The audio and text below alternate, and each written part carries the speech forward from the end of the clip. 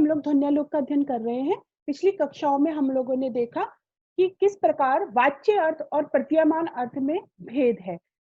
जो हमने वाच्यार्थ प्रतीयमान अर्थ में भेद देखा था वह स्वरूप का भेद था। कैसे?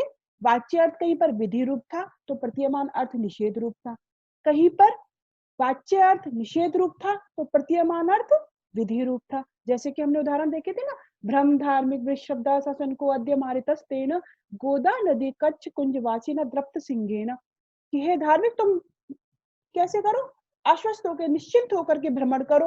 वहां पे वाच्य अर्थ तो विधि रूप था, लेकिन प्रतीयमान अर्थ क्या भूल कर भी यहाँ विचरण मत करना, ये निषेध रूप था।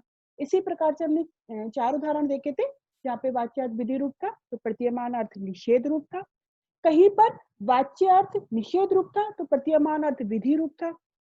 इसके अतिरिक्त कहीं पर वाच्य अर्थ विधि रूप था किंतु प्रतीयमान अर्थ कैसा था? अनुभय रूप, यानी ना तो विधि रूप था ना निषेध रूप था। इसी प्रकार से हमने चौथा उदाहरण देखा था जिसमें प्रार्थ्ये तावत प्रसिद्ध, जो हमने देखे थे इसमें कि वाच्य अर्थ तो एक में कहा कि निषेध रूप है और वो जो विधि अर्थ जो प्रतीयमान अर्थ है वो अनुभय रूप है। अब उससे आगे देखो, क्वचित वाच्याद विभिन्न विषयत्वेन व्यवस्थापितो यतः, कभी कभी क्या होता है वह है स्वरूप भेद का, लेकिन कभी कभी वाच्य और प्रतीयमान अर्थ में विभेद का कारण क्या है? निमित्त विषय का भेद हो जाता है। वहां पर जो बेटा बात थी, ध्यान से देखना, वहां जो भी बात की गई थी वाच्य अर्थ प्रतीयमान अर्थ दोनों किसके लिए कही गई थी? उसका एक ही मतलब एक ही विषय था जिसके लिए कही गई थी, यानी कि हे धार्मिक तुम निश्चिंत होकर, तुम आश्वस्त होकर विचरण करो। यह भी किससे कही जा रही है? धार्मिक व्यक्ति से। और व्यंग्य अर्थ किसके लिए आ रहा है? कि तुम भूल कर भी विचरण मत करना। यह जो प्रतीयमान अर्थ है वो भी किसी के लिए है? उसी धार्मिक व्यक्ति के लिए है। समझ में आ रही बात? यानी कि वाच्य अर्थ और जो प्रतीयमान अर्थ था वो एक ही व्यक्ति के लिए था, भिन्न भिन्न व्यक्ति के लिए नहीं था। किंतु जब वाच्य अर्थ किसी और के लिए हो और प्रतीयमान अर्थ किसी और के लिए हो, यानी कि विषय का भिन्नत्व हो जाए, तो उसका उदाहरण दिखा रहे हैं। तो यानी वाच्य और प्रतीयमान अर्थ में न केवल स्वरूप से भेद है अपितु विषय भेद भी हो सकता है। उदाहरण देखो आप इसका। कस्य वाना भवति रोषो दृष्ट्वा प्रियायाः सव्रण मधुरम सभ्रम पद्माघ्रायणी वारित्वा में सहस्व इदानीम। अब यहाँ पे क्या कह रही है? कस्य नावा भवति रोषो, ऐसा कौन है, कस्य कौन है जिसको रोषा माने क्रोध नहीं होगा। ऐसा कौन व्यक्ति है जिसको क्रोध नहीं होगा? क्या क्यों क्रोध नहीं होगा? दृष्टवा माने देख करके, प्रियाया माने प्रियतमा का, सवरण माने जिसमें क्या हुआ है, जिसको क्या हुआ है?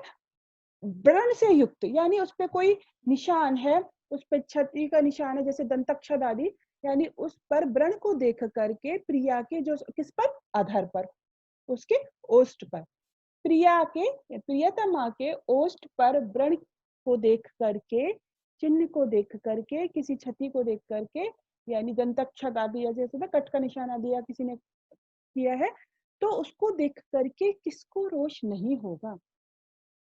ऐसा कौन है जिसको क्रोध नहीं आएगा? फिर आगे क्या कहती है पंक्ति में? सभ्रम पद्माघ्रायणी वारित्वा में सहस्वेदानी। सभ्रम यानी भ्रमर सहित, पदम माने कमल को, आघ्रायणी माने सूंघने वाली, भ्रमर सहित कमल को सूंघने वाली क्या करो तुम? वारित्वा में, और कैसी हो? तुमको मैंने कई बार मना किया था, तुम विपरीत आचरण करने वाली हो। मैंने कई बार मना किया था लेकिन तुम कैसी हो? विपरीत, मना करने पर भी तुम नहीं मानने वाली, यानी विपरीत आचरण करने वाली। अब क्या करो? सहस्वेदानी, अब इसको तुम सहन करो। ठीक है, ये श्लोक का अर्थ है। भ्रमर के साथ में कमल को सूंघने वाली, तुम इसको क्या करो? सहन करो। तुम कैसी हो? विपरीत आचरण करने वाली, तुमको बार बार मना किया था लेकिन फिर भी तुम नहीं मान रही हो। अब बेटा यहाँ पे देखो क्या है कि कोई एक नायिका है और उसकी क्या हुआ, वो भाई अपने किसी, उसका जो नायक है उससे साथ में उसका मिलन हुआ है रति क्रिया आदि में, तो उसके अधर पे कोई निशान हो गया है, छत हो गया है, दंतक छत आदि कुछ। अब उसको देख करके कहीं ऐसा ना हो उसका पति आदि उस चीज को समझ जाए उसको, तो क्या कर रही है उसकी सखी, और उसका पति आसपास ही है कहीं पर, तो उसको सुनाने के लिए कहते हुए कह रही है कि अरे किसको देख करके रोष नहीं होगा। और फिर वो कारण क्या बदल देती है वहां पे, कि वो कहती है, वाच्यार्थ ये कि तुम क्या कर रही थी, मैंने बार बार मना करने पर भी तुम ऐसे कमल को सूंघ रही थी जिसमें भ्रमर था, तो क्या किया, उस भ्रमर ने तुम्हारे होठों को काट लिया है, होठों पे तुम्हारे निशान बना दिया है। बात ये कह रही है यहाँ पे। तो क्या है बेटा, यहाँ पर ये जो बात कही गई है कि एक नायिका जो है वो परपुरुष से रति करके आई है, और तथा इस प्रकार कारण से उसके अधर पर निशान हो गया। अब उसका पति देखेगा तो उस पर क्रोध करेगा, निश्चित सी बात है। तो इसलिए उसकी सखी क्या कह रही है, पति को समीप में देख करके, कि तुम अधर पे देख करके तुम्हारे को किसको रोष नहीं होगा, किसको क्रोध नहीं होगा, क्योंकि लेकिन तुम्हारा कारण क्या है इसका, कि तुम्हें भ्रमर ने दंश किया है, भ्रमर ने तुम्हारे पे निशान बनाया, भ्रमर ने तुम्हें क्षति दी है, किसी और ने नहीं दी, किसी परपुरुष से नहीं हुआ, इसलिए यदि वह तुम पर रुष्ट नहीं होगा।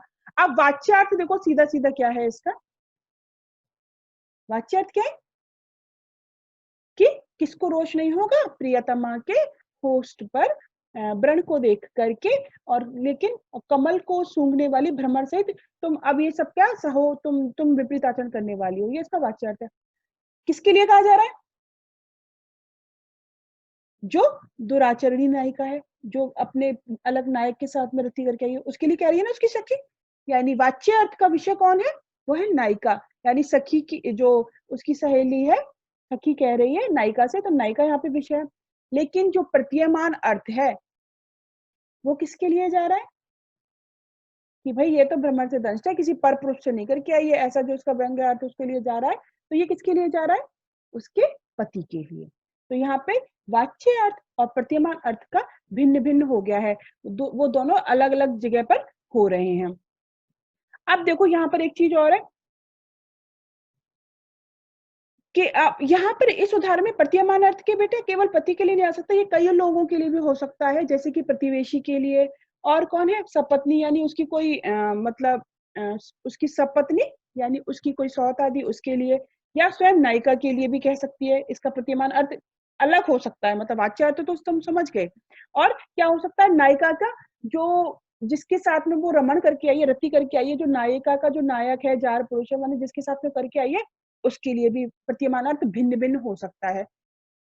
ठीक है, विषय की भिन्नता, यानी एक वाच्य अर्थ जो है वो तो विशेष रूप से वो तो किसके लिए, नायिका के लिए, क्योंकि क्या किससे रही है, दोनों में बात हो रही है आपस में, लेकिन सुना के किसी और को कह रही है वो, तो बात हो रही है कि भाई किसको देख करके क्रोध नहीं होगा, और तुम कैसी थी, भ्रमर सहित कमल को सूंघने वाली हो और विपरीत आचरण करने वाली हो, बार बार मना करने पर भी तुम नहीं सुन रही थी, तो अब तुम इस सबको सहो, ये बात कह रही है।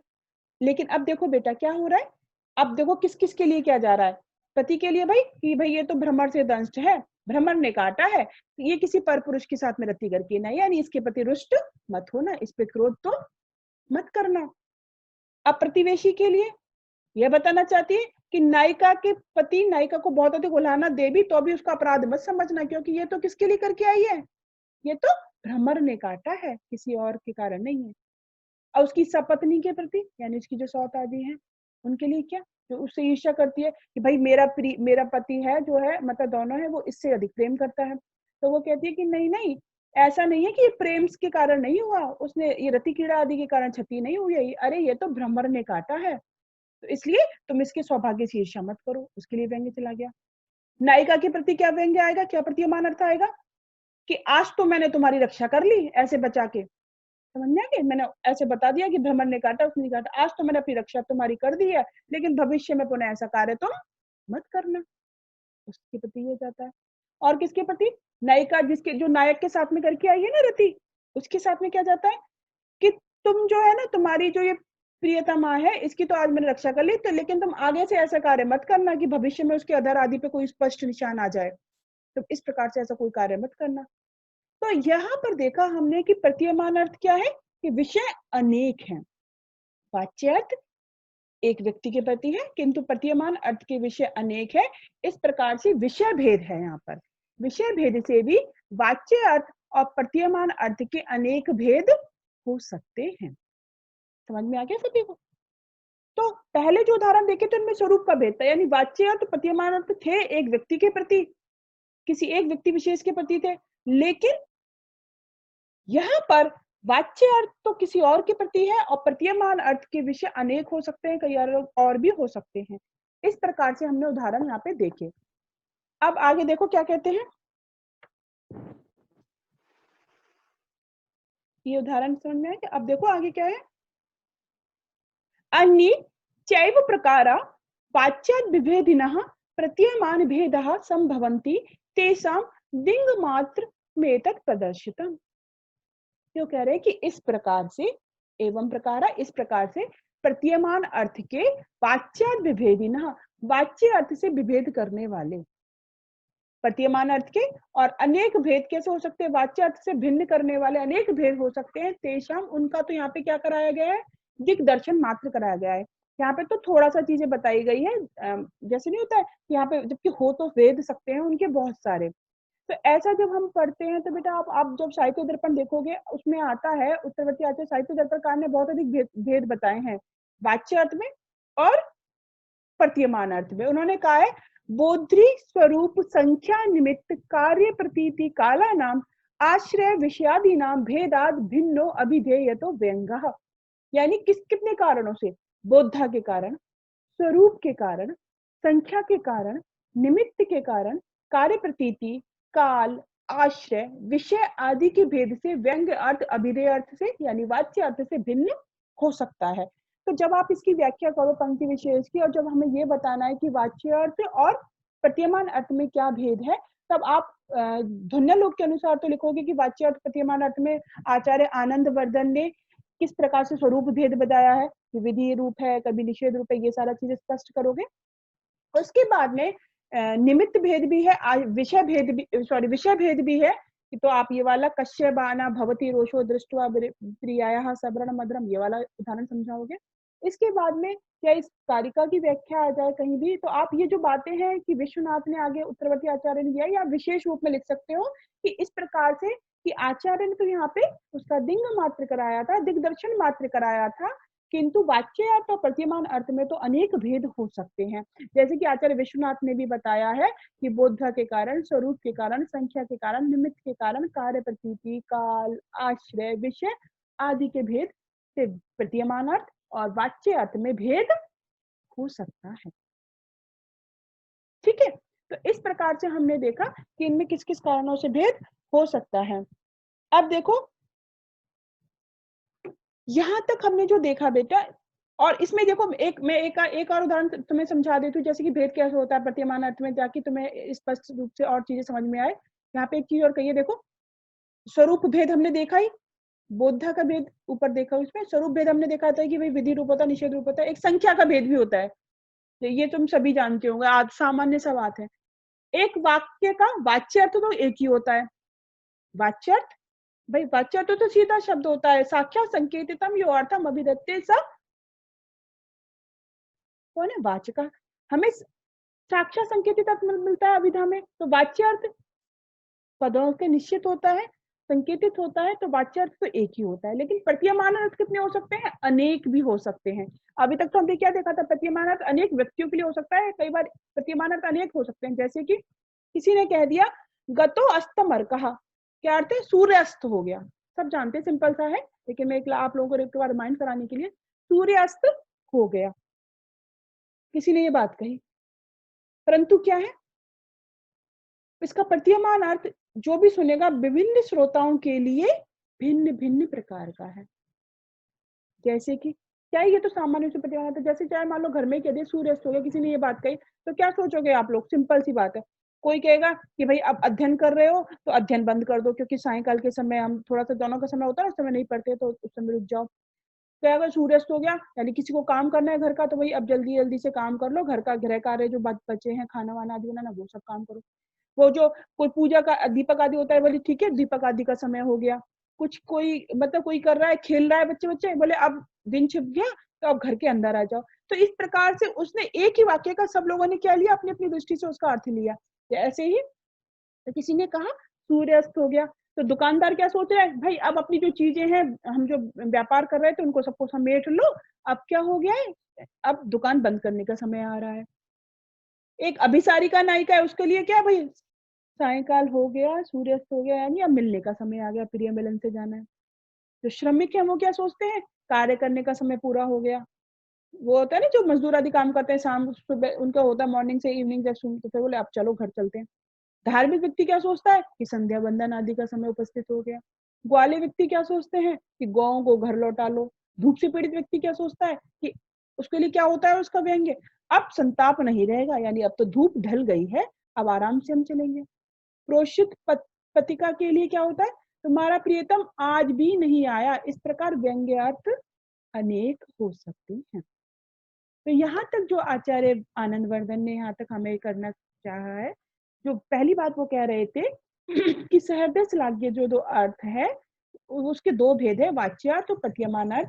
लेकिन वाच्यार्थ जो है वो भूमिका के लिए कहा गया है, क्योंकि वाच्यार्थ से ही आक्षिप्त होकर के व्यंग्यार्थ प्राप्त होता है। हमने देखा व्यंग्यार्थ तभी मिलता है जब वाच्यार्थ होता है, वाच्यार्थ से आक्षिप्त होकर ही व्यंग्यार्थ की प्राप्ति होती है। किंतु वाच्य तो प्रतीयमान अर्थ दोनों में भेद है। तो हमने स्वरूप भेद भी देखा और विषय भेद भी देखा, और इसके अलावा वो कह रहे हैं कि ऐसा नहीं है कि इतना ही भेद है, इसके अलावा और भी बहुत सारे भेद हो सकते हैं। हमने तो यहाँ पे केवल उसका दिग्दर्शन मात्र ही कराया है। निमित्त देखो, निमित्त भेद बताया है, कार्य भेद, प्रतीति भेद। कैसे क्या है, निमित्त भेद क्या होता है, वाच्य अर्थ का बोध शब्द के उच्चारण से होता है, परंतु व्यंग्य अर्थ का बोध सहृदयों की निर्मल प्रतिभा के द्वारा होता है, प्रतिभा के द्वारा। कार्य भेद क्या होता है, वाच्य अर्थ का कार्य केवल क्या होता है, वाच्य कैसे काम होता है, अर्थ की प्रतीति कराना, किंतु व्यंग्य अर्थ क्या करता है, चमत्कार उत्पन्न करता है, आनंद आता है सहृदयों के अंदर। प्रतीति भेद, वाच्य अर्थ की प्रतीति केवल शब्द बोध रूप है, परंतु व्यंग्य अर्थ की प्रतीति चमत्कृत में होती है। वाच्य अर्थ कैसा होता है, वाक्य का अर्थ का बोध पहले होता है और व्यंग्य अर्थ उसके बाद होता है। इस प्रकार से हमने बहुत सारे भेद हो सकते हैं। तो ये आपको उसको संक्षिप्त रूप में, विशेष में यदि प्रश्न कर रहे हैं तो वहां पे इसको थोड़ा सा हिंट कर सकते हैं, ताकि उन्हें पता चले कि आपको ये चीजें भी पता है कि वाच्य और प्रतीयमान अर्थ में किस तरीके का किस प्रकार से भेद हो सकता है। और ये जरूर स्पष्ट लिख देना कि ये आचार्य आनंदवर्धन ने नहीं कहा, ये उत्तरवर्ती आचार्य विश्वनाथ की कारिका उन्होंने इस प्रकार से दिखाया है। ये चीजें हैं। इसके बाद में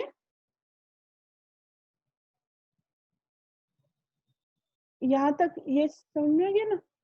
अब उसके बाद में वो बताएंगे दूसरा जो वाच्य तो प्रतिमान अर्थ, ये जो भेद बता रहे थे बेटा, वो किसके अंतर्गत बता रहे थे, हम लोगों ने ध्यान आ रहा हो पंक्ति, वस्तु ध्वनि की बात चल रही थी कि वस्तु ध्वनि जो है उसमें वाच्य अर्थ जो है वो प्रतिमान अर्थ से भिन्न ही है। अब कौन सी बची उसके बाद में, अलंकार ध्वनि और रसादी ध्वनि। कि अलंकार ध्वनि और रसादी ध्वनि में किस प्रकार से भिन्नता होती है वाच्य तो प्रतीयमान अर्थ में, या कैसा है, या वो वाच्य है व्यंग्य है कैसी है। तो ये सारी चीजें अब हम नेक्स्ट क्लास में देखेंगे। ठीक है, ये क्लास में आज यही समाप्त करती हूँ। फिर अपन ये जो चीजें हैं वो नेक्स्ट क्लास में देखेंगे, किस प्रकार से रसादी ध्वनि की बात कही है उन्होंने आचार्य आनंदवर्धन ने, और किस प्रकार से अलंकार ध्वनि की बात कही है। तो यहाँ तक सभी को समझ में आ गया होगा कि वाच्य तो प्रतीयमान अर्थ में किस प्रकार से भेद है। तो आप सभी लोग इसको ध्यान से पढ़ते रहें, और यदि किसी को और कोई कंफ्यूजन है कुछ है तो आप नेक्स्ट क्लास में पूछ लेना। अब आगे हम देखेंगे अलंकार ध्वनि, फिर रसाद्य ध्वनि, और इसके आगे आगे जैसे हम चलेंगे तो और आपको स्पष्ट होती जाएंगी चीजें, किस प्रकार से उन्होंने वाच्य तो प्रतिमान अर्थ में भेद बताया। और ये सारी चीजें किसके अर्थ में बता रहे हैं, किस चीज के संदर्भ में चल रही है, कि भाई वाच्य और प्रतिमान अर्थ में भेद है। ठीक है, चाहे वो अलंकार ध्वनि बताएंगे चाहे रसादी ध्वनि बताएंगे, कि भाई ध्वनि जो है प्रतीयमान अर्थ है व्यंग्य अर्थ है, ध्वनि जो है वो एकदम अलग तत्व है। उसके लिए आप ये नहीं कह सकते कि ध्वनि का अभाव है, ध्वनि को हम लक्षणा में ही मान ले भाग, या ध्वनि का हम लक्षण नहीं कर सकते, क्योंकि आगे अब ये ध्वनि का लक्षण भी बताएंगे। तो हम जो कारिका पढ़ रहे थे, काव्यस्यात्मा ध्वनि रीति बुधैर्य समाम्ना तत्पूर्वः तस्याभावं जगदुरपरे भक्त माहुस्तमन्ये केचित् वाचां स्थित विषय तत्मुचुस्तदीयं तेन ब्रूमः सहृदय मना प्रीति तत्स्वरूपम। तो इस संदर्भ में देखो अब स्पष्ट होता जाएगा कि अभाववादियों ने जो मत दिया कि किस प्रकार से ध्वनि का अभाव है, तो इसलिए अब ये सब चीजें स्पष्ट करते हुए आचार्य आनंदवर्धन जा रहे हैं। और जैसे जैसे आप आगे पढ़ते जाओगे आपको और चीजें एकदम स्पष्ट होती चली जाएंगी। तो आप सभी अब मैं क्लास को यहीं पे समाप्त करूंगी। बार कहती हूँ, किसी भी चीज में कोई दिक्कत है, ध्वन्यालोक हम पढ़ रहे हैं, मैंने पुराने आप लोगों के लिए सारे वीडियोस यूट्यूब पे डाल दिए हैं, तो आप उसे आराम से देख सकते हैं कि क्या उन्होंने आचार्य आनंदवर्धन ने मंगलाचरण किया है, फिर किस प्रकार से जो मुख्य कारिका है काव्यात्मक अभाववादियों के 3 विकल्प है, तो एक एक आपको पॉइंट उसमें स्पष्ट करते हुए सारा क्लियर किया गया है, तो आप किसी को कोई कंफ्यूजन नहीं रहेगा। जरा भी कोई कंफ्यूजन है पुराना वीडियो देखो, और उसके बाद में भी कुछ चीज समझ में नहीं आए कि मैम यहाँ पे मुझे कंफ्यूजन है, तो वो आप लोग मुझसे फिर भी पूछ सकते हो। ठीक है, अब मैं मीटिंग यहीं पे एंड करती हूँ।